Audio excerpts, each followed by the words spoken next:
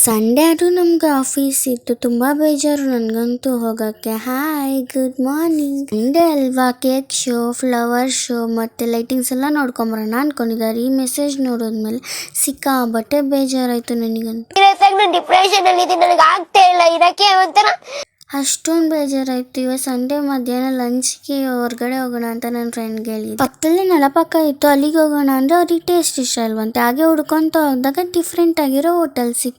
ಡಿಫ್ರೆಂಟಾಗಿ ಟ್ರೈ ಮಾಡೋಣ ಅಂತ ಅನ್ಕೊಂಡೆ. ಅದಾದ್ಮೇಲಿಂದ ಮೆನು ಮೆನು ನೋಡೋಣ ಅಂತ ಹೇಳ್ಬಿಟ್ಟು ಮೆನು ತೊಗೊಂಬರಕ್ಕೆ ಹೇಳಿದ್ವಿ. ತುಂಬ ಐಟಮ್ಸ್ ಇತ್ತು, ಬಟ್ ಯಾರು ಡಿಫ್ರೆಂಟಾಗಿ ಟ್ರೈ ಮಾಡಲಿಲ್ಲ. ಎಲ್ಲರಿಗೂ ನಾರ್ತ್ ಇಂಡಿಯನ್ ಮೀಲ್ಸ್ ಬೇಕಂತ ಹೇಳ್ಬಿಟ್ಟು ಅದನ್ನೇ ಆರ್ಡರ್ ಮಾಡಿದ್ವಿ. ಆಮೇಲೆ ಫಸ್ಟೇ ನೀರು ಕುಡಿಬೇಕು ಅನಿಸ್ತಿತ್ತು ಅಂತ ಹೇಳ್ಬಿಟ್ಟು ನೀರು ಕುಡ್ಕೊಂಡು ಇಷ್ಟೆಲ್ಲ ಐಟಮ್ ಬಂತು. ಊಟ ಮಾತ್ರ ತುಂಬ ಸಖತ್ತಾಗಿತ್ತು, ಎಕ್ಸ್ಪೆಕ್ಟ್ ಮಾಡಿದ್ಕಿಂತ.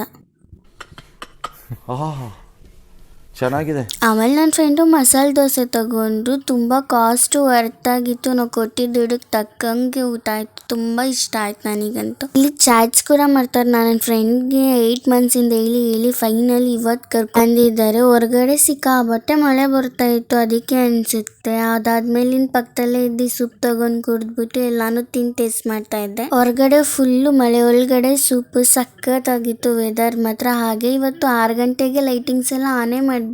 ಎಷ್ಟು ಡಿಫ್ರೆಂಟ್ ಆಗಿದೆ ಲೈಟಿಂಗ್. ಅಣ್ಣ ನೋಡಿದ್ರೆ ಅಷ್ಟು ದೊಡ್ಡ ಬ್ಯಾಗ್ ಇಟ್ಕೊಂಡು ಹೋಗ್ತಿದ್ದಾನೆ, ಅಕ್ಕ ನೋಡಿದ್ರೆ ಏನೂ ತಗೊಂಡು ಹೋಗ್ತಿಲ್ಲ. ಅಯ್ಯೋ ಪಾಪ ಅಲ್ಲ,